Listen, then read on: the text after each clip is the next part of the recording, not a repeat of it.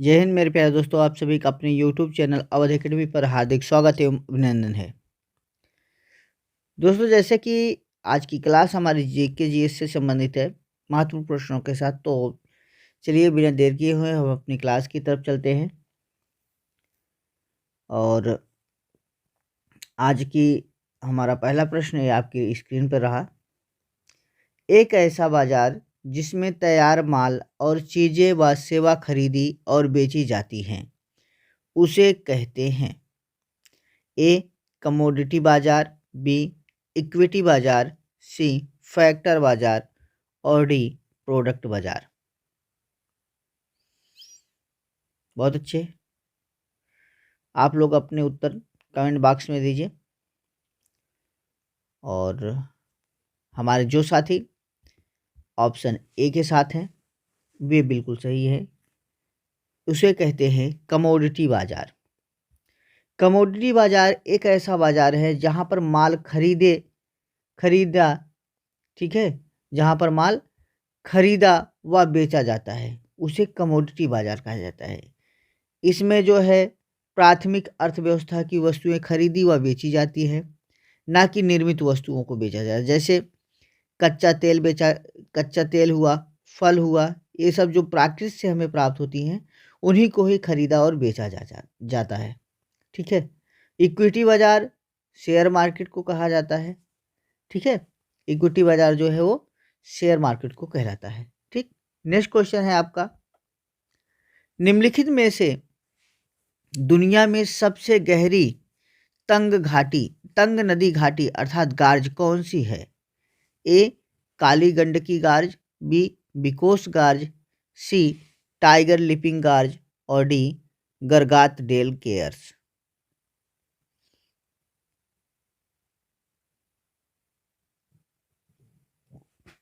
शाबाश मेरे दोस्तों, जो साथी हमारे ऑप्शन ए के साथ हैं वे बिल्कुल सही हैं। दुनिया की सबसे गहरी तंग नदी घाटी गार्ज जो है वो काली गंडक गार्ज है। ठीक है, काली गंडक गार्ज है। यह कहाँ स्थित है? तो यह नेपाल में स्थित है। यह नेपाल में स्थित है। यह दुनिया का सबसे बड़ा नदी गार्ज है। ओके। नेक्स्ट क्वेश्चन है आपका,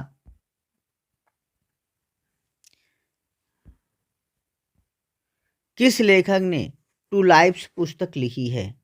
टू लाइफ्स पुस्तक के लेखक कौन है? ए विक्रम सेठ, बी चेतन भगत, सी अमीश त्रिपाठी, डी अमिताभ घोष।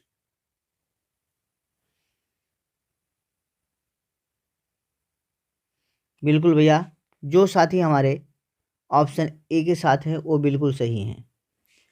ठीक है, टू लाइफ्स पुस्तक के जो लेखक हैं वो विक्रम सेठ जी हैं। टू लाइफ्स यह प्रसिद्ध पुस्तक है भारत की। इसके लेखक भारतीय लेखक विक्रम सेठ जी हैं।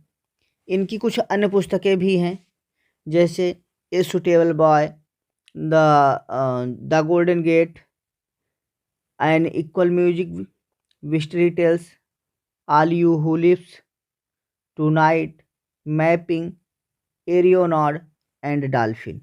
ठीक है, ये इनकी प्रसिद्ध पुस्तकें हैं। नेक्स्ट है बाबू, ब्रिटिश ईस्ट इंडिया कंपनी ने पुर्तगालियों को किस युद्ध में हराया था? पुर्तगालियों को किस युद्ध में हराया था? ऑप्शन ए चमकौर का युद्ध, बी प्लासी का युद्ध, सी बक्सर का युद्ध, डी सुवाली का युद्ध।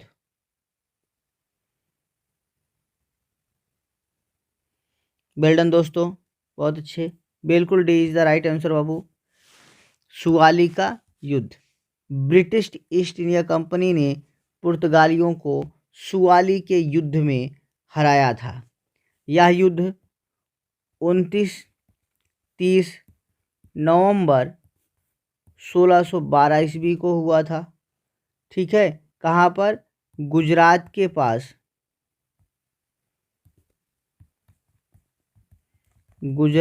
पास, सूरत शहर में। गुजरात के पास सूरत शहर में यह युद्ध हुआ था। ठीक है, वहीं पर एक गांव है सुवाली, सुवाली नामक गांव में हुआ था, जिसके कारण इसका नाम सुवाली का युद्ध पड़ा। इस युद्ध में ईस्ट इंडिया कंपनी और पुर्तगालियों के बीच जब युद्ध हुआ, इसमें पुर्तगालियों को हार हुई और एक छत्र व्यापार का तमगा उनका छिन गया। ठीक है। नेक्स्ट क्वेश्चन है आपका, हीमोग्लोबिन मायोग्लोबिन दोनों के निर्माण के लिए आवश्यक होता है। हीमोग्लोबिन और मायोग्लोबिन दोनों के निर्माण के लिए क्या आवश्यक होता है?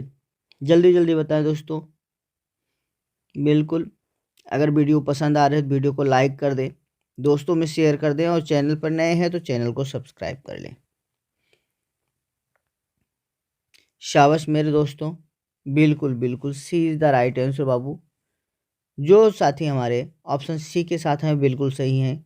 हीमोग्लोबिन और मायोग्लोबिन, हीमोग्लोबिन और मायोग्लोबिन के लिए, दोनों के लिए आयरन की आवश्यकता होती है। इसे Fe से संकेतित किया जाता है। ठीक है, Fe प्लस से संकेतित करते हैं। ठीक है, इसके निर्माण की आवश्यकता होती है। हीमोग्लोबिन, भैया हीमोग्लोबिन को Hb से संकेतित किया जाता है, हीमोग्लोबिन और मायोग्लोबिन को Mb से। ठीक है, हीमोग्लोबिन और मायोग्लोबिन दोनों में संक्रेदित हिम समूह होता है, जिसे Fe+2 फेरस ऑक्साइड 2 के आयरन मौजूद होते हैं। हीमोग्लोबिन जो है रक्त में पाया जाता है, जबकि मायोग्लोबिन आपका ऊतक में पाया जाता है। ये आपका रक्त में पाया जाता है और ये आपका भैया ऊतक में पाया जाता है। ठीक है, चलो नेक्स्ट क्वेश्चन पे चलते हैं बाबू। हमारा अगला क्वेश्चन है, गैस वायुमंडल में गर्मी फैलाती है, जिससे पृथ्वी गर्म होती है और ग्लोबल वार्मिंग का कारण बनता है। ए मौलिक, बी यौगिक, C noble gas, D green house.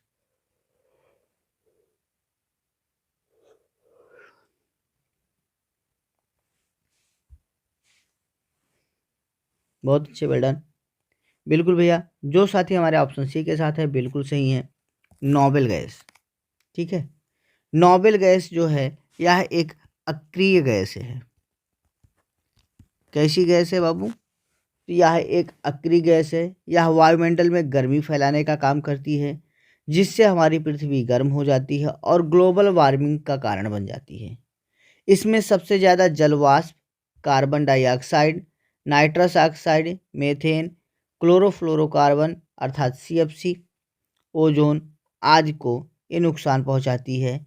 अक्रिय gas जैसे अन्य भी अक्रिय गैस जैसे हीलियम, नियान, आर्गन, क्रिप्टॉन, जेनान तथा रेडान, ये सब आवर्त सारणी में अपने आप के मतलब इनको आवर्त सारणी के शून्य वर्ग के तत्वों में रखा गया है। ठीक है, नेक्स्ट क्वेश्चन है बाबू आपका, लोकसभा में कार्य संचालन और आचरण की नियमावली नियम संसद के भवन समक्ष औपचारिक प्रस्ताव पेश किए जाने से संबंधित नहीं है, इसलिए इस नियम के तहत मामलों पर चर्चा के बाद मतदान नहीं हो सकता। जल्दी बताएं।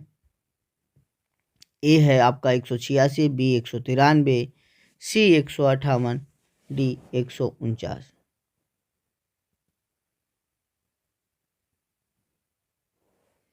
बिल्कुल भैया, जो साथी हमारे ऑप्शन बी के साथ है बिल्कुल सही हैं। ठीक है, नियम 193 संसद भवन के समक्ष औपचारिक प्रस्ताव पेश किए जाने से संबंधित नहीं है। इस नियम के मामले के तहत चर्चा के बाद मतदान को नहीं किया जा सकता और भारतीय संविधान के लागू होने के बाद, भारतीय संविधान के लागू होने के बाद 17 अप्रैल 1752 ईस्वी को, 17 अप्रैल 1752 ईस्वी को प्रथम लोकसभा के गठन में, प्रथम लोकसभा के गठन के साथ उसकी संचालन क्रिया के नियम को भी तैयार किया गया था, जो संविधान सभा के लिए बने नियमों पर आधारित था। इसकी नियमावली के अंतर्गत जो नियम है वह 184 व 193 आते हैं। 184 जो है आपका मत विभाजन से संबंधित है। ठीक है, 184 आपका मत विभाजन से है, जबकि 193 जो नियम है उसमें ऐसी कोई प्रक्रिया नहीं है। ठीक है, नेक्स्ट क्वेश्चन है आपका, नाइट्रस ऑक्साइड निम्नलिखित में से किसका रासायनिक नाम है?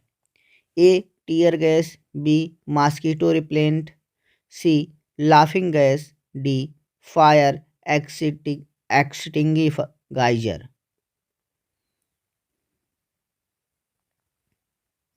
बहुत अच्छे, वेल डन।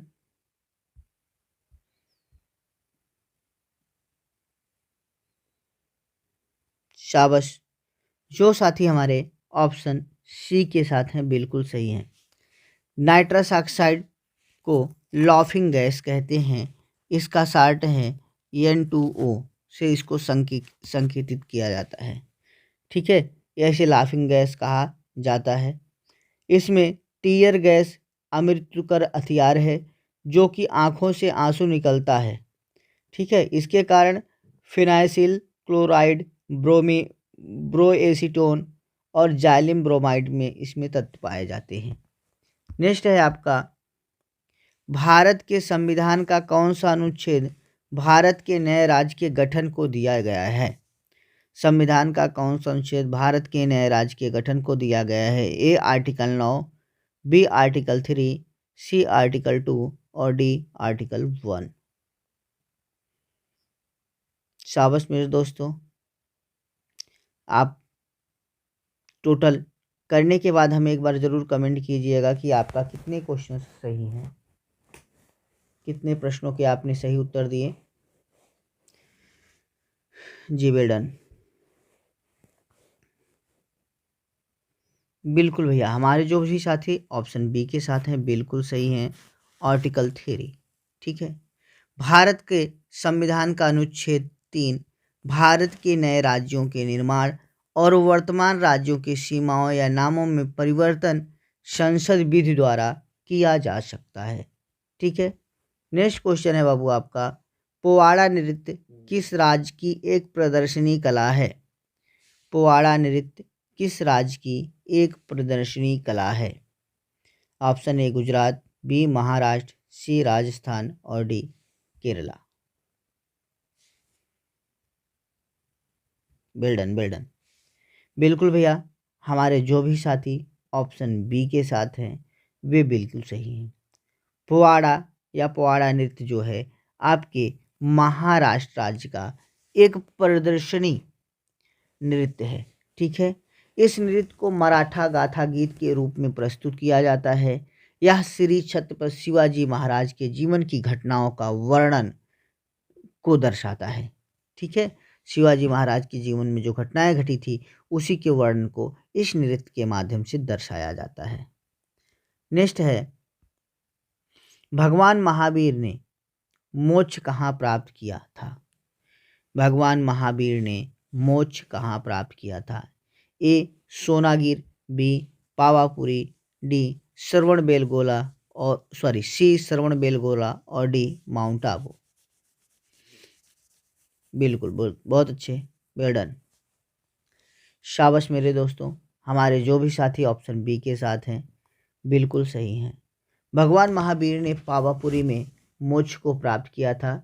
मोक्ष या पावापुरी या पावा बिहार राज्य के नालंदा जिले में स्थित है। कहाँ पर स्थित है बाबू? तो यह नालंदा जिले में स्थित है। ठीक है, इसे अप्पापुरी भी कहा जाता है। पावापुरी को अप्पापुरी भी कहते हैं। ठीक है, क्या कहते हैं? अप्पापुरी कहते हैं। इसका अर्थ है पाप रहित नगर, पाप रहित नगर। ठीक है, पाप रहित नगर के नाम से जाना जाता है। नेक्स्ट क्वेश्चन है बाबू आपका, निम्नलिखित में से किस वर्ष में इंदिरा गांधी के नेतृत्व वाली कांग्रेस पार्टी ने लोकसभा चुनाव में गरीबी हटाओ का नारा दिया था? लोकसभा चुनाव में गरीबी हटाओ का नारा दिया था। ए 1957, बी 1962, सी 1877 और डी 1971।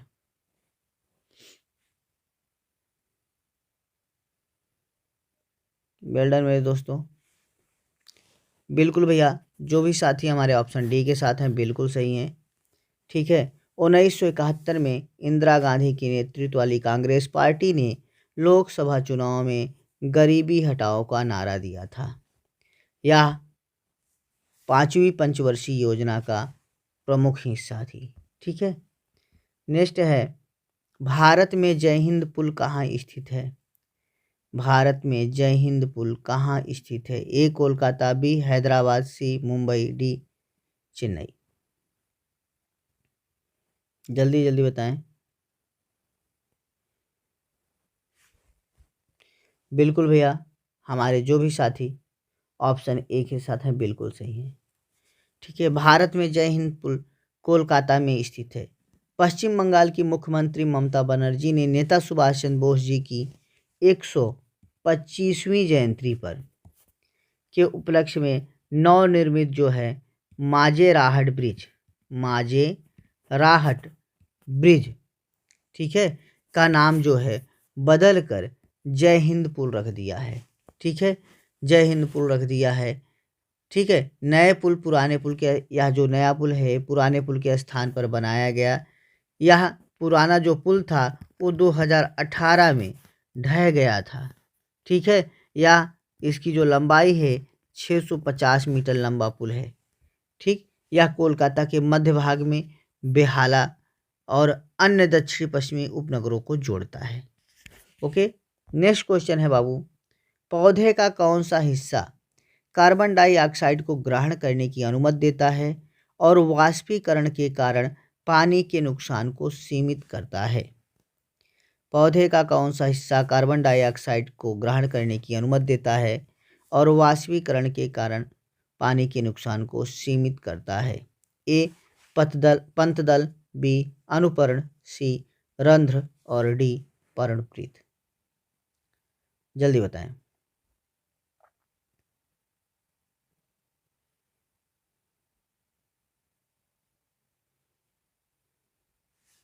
बिल्कुल साथियों, जो साथी ऑप्शन सी के साथ हैं बिल्कुल सही हैं, स्टोमेटा अर्थात रंध्र।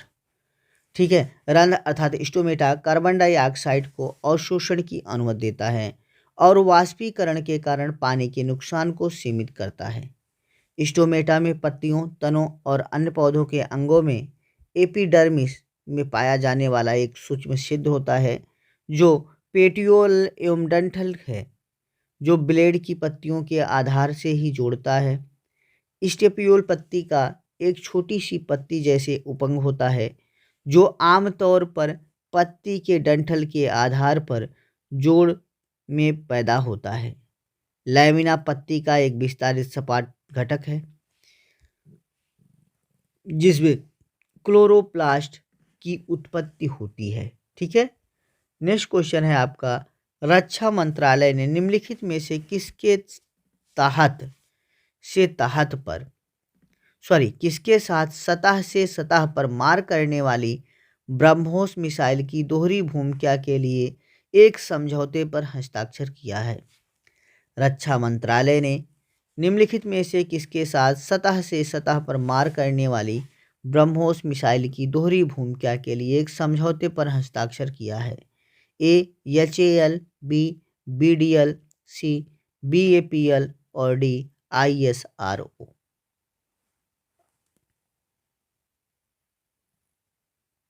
शाबाश मेरे साथियों, जो भी साथी हमारे ऑप्शन सी के साथ हैं बिल्कुल सही हैं।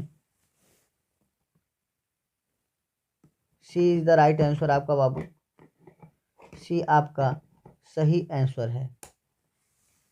Okay, BAPL।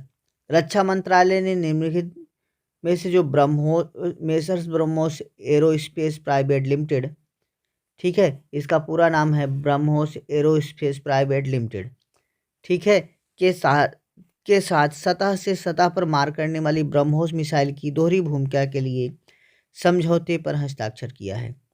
इसकी जो कुल अनुमानिक लागत है वह है 1700 करोड़ रुपए। 1700 करोड़ रुपए की अनुमानित लागत है। इसमें दोहरी भूमिका वाली सक्षम मिसाइलों को शामिल करने के लिए भारतीय नौसेना के बेड़े में संपत्ति की परिचालन क्षमता को उल्लेखनीय वृद्धि मिलेगी। ठीक है। नेक्स्ट क्वेश्चन है, एसआईडीएम का सही विवरण कौन सा है? एसआईडीएम का सही विवरण कौन सा है? Society of India defence manufacturing, society of India drones manufacturers, society of India air defence management, society of India air defence management, Indian air defence management. जल्दी बताएं दोस्तों।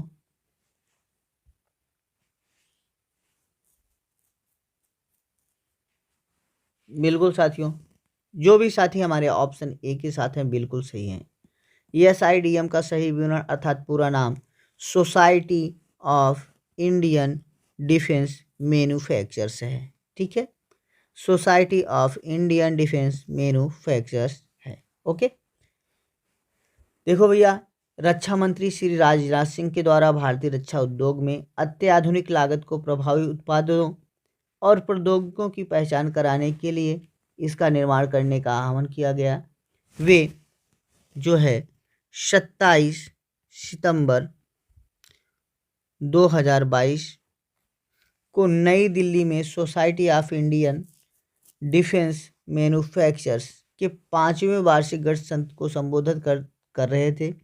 एसआईडीएम का 5वां वार्षिक सत्र जो था India at the rate shaping, India at the rate 75, shaping for India, shaping for India, shaping for India at the rate 100, ठीक है, विषय पर आयोजित किया गया था। ओके, नेक्स्ट क्वेश्चन है बाबू हमारा, अक्टूबर 2022 में केंद्रीय रिजर्व पुलिस बल सीआरपीएफ के 37वें महानिदेशक डीजी के रूप में किसने कार्यभार संभाला है? ए रश्मि शुक्ला, बी कुलदीप सिंह, सी सुजय लाल थायोसो, डी संजीव रंजन ओझा।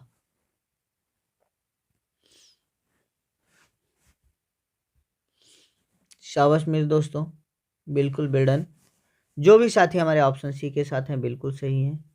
सुजय लाल थायोसेन जो हैं इन्होंने संभाला है। ये आईपीएस अधिकारी हैं। इन्होंने 3 अक्टूबर 2022 को केंद्रीय रिजर्व बल में सीआरपीएफ के 37वें महानिदेशक के रूप में अपना कार्यभार संभाला। इनका कार्यकाल नवंबर 2023 तक था। नवंबर 2023 तक था। ठीक है, इससे पहले थाईसेन जो थे सशस्त्र सीमा बल अर्थात एसएसबी के महानिदेशक थे। ठीक है, किसके? एसएसबी, सशस्त्र सीमा बल के। ओके, नेक्स्ट क्वेश्चन है, निम्नलिखित में से कौन सा संगीत उत्तर प्रदेश से संबंधित नहीं है? कौन सा संगीत उत्तर प्रदेश से संबंधित नहीं है? ए टप्पा, बी बिरहा, सी कजरी, डी रसिया। बिल्कुल साथियों, बिल्कुल जो साथी हमारे ऑप्शन ए के साथ हैं बिल्कुल सही है। टप्पा। टप्पा जो संगीत है वह उत्तर प्रदेश से संबंधित नहीं है। टप्पा जो है अर्धशास्त्रीय गायन है। यह पंजाब के क्षेत्र में ऊंट सवारों और लोकगीतों से प्रेरित है। टप्पा पंजाबी और पाश्तो भाषा में आमतौर पर अर्थशास्त्रीय रूप में उपयोग किया जाने वाला रागों में सेट किया जाता है। यह लयबद्ध और तेज नोटों के साथ उछल कूद के आकर्षण ताना वाला आंदोलन की विशेषता को दर्शाता है। ठीक है, नेक्स्ट क्वेश्चन है बाबू आपका, निम्नलिखित में से 1880 में प्राचीन स्मारकों का क्यूरेटर नियुक्त किया गया था? अल्फ्रेड फाउचर को, एच कोल को, जॉन मार्शल को, राजेंद्र लाल मित्र को। बहुत अच्छे, वेल डन। बिल्कुल साथियों, बी के आंसर के साथ जो हमारे साथी हैं बिल्कुल सही हैं। एच एच कोल को वर्ष 1880 में प्राचीन स्मारकों के क्यूरेटर के रूप में नियुक्त किया गया था। वह एक ब्रिटिश सिविल सेवक और आविष्कारक थे जिन्होंने वाणिज्य और शिक्षा में कई नवाचारों को शिक्षा प्रदान की थी। ओके, नेक्स्ट क्वेश्चन है बाबू, निम्नलिखित में से कौन राम सेतु का एक अन्य नाम नहीं है? राम सेतु का एक अन्य नाम नहीं है। एडम सेतु, सेतुबंध, नालाबंध और नल सेतु। जल्दी जल्दी बताएं। बिल्कुल दोस्तों, बिल्कुल सी इज द राइट आंसर भैया, नालाबंध। ठीक है, नालाबंध को छोड़कर अन्य सभी नाम जो हैं राम सेतु के ही नाम हैं। राम सेतु को आदम पुल या ब्रिज, नल सेतु और सेतुबंध भी कहा जाता है। राम सेतु श्री राम जी और उनकी सेना ने बनाया था, जिसमें 2 बानर सैनिक नल और नील थे, इसलिए इन्हें नल सेतु भी कहा जाता है, क्योंकि वह नल ही था जो रामायण में इस पुल का वास्तुकार था। एडम्स ब्रिज का नाम कुछ प्राचीन ग्रंथों में है जो श्रीलंका के एडम्स पीक का जिक्र करते हैं या तमिलनाडु के रामेश्वर में मौजूद है। दोस्तों, इस 20 प्रश्नों में आपके कितने सही उत्तर हुए कमेंट जरूर करिएगा। फिर मिलेंगे आपको नई वीडियो नए क्लास के साथ। तब तक के लिए बाय बाय, जय हिंद, टेक केयर, स्वस्थ रहें, मस्त रहें।